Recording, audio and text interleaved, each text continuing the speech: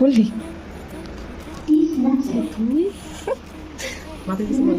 মাকে না বলছি বলতে হ্যাপি বার্থডে। পায়েস করে দিছে, মায়ের হাতের পায়েস ছাড়া জন্মদিন অসম্পূর্ণ। এখানেও আছে, ওটা তোর জন্য। সেই খুশি? সেই বলার মতো না।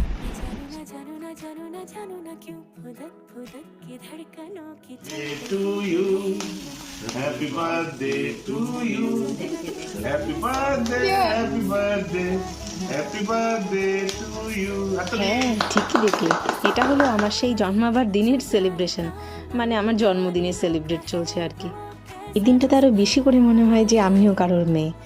জানো তো, আজকের দিনটা না একটু বেশি স্পেশাল। এবারের জন্মদিনটাই বলতে পারো স্পেশাল, কারণ ভগবানের দেওয়া সেরা উপহারটা দেখো আমার কোলে বসে আছে। আর আমাকে স্পেশাল করে তুলেছিল আমার মিস্টার আর আমার বুনু। ও হাজার ব্যস্ততার মাঝেও আমাকে মনে করে হলেও সারপ্রাইজ দিবেই দিবে। দেখো এবারও সারপ্রাইজ দিয়ে চলে এসেছে। বুনুর দেওয়া এই ড্রেসটা পরে দেখো কি ব্রাইট লাগছে আমাকে। এরকম বুনু পাওয়া না একটা ভাগ্যের ব্যাপার। আমি তো বলবো যে প্রতিটা ঘরে এরকম করে একটা বুনু থাকুক। এত আনন্দের মাঝেও কোথায় যেন একটা মন ভারাক্রান্ত হয়ে উঠছিল। কারণ কি, যে সত্যিই বয়সটা বেড়ে যাচ্ছে। এগুলো তো তোমাকে দেওয়া লাগবে। কেন? হায় রে হায় রে হায় রে, এটা তো পুরো সারপ্রাইজ ছিল।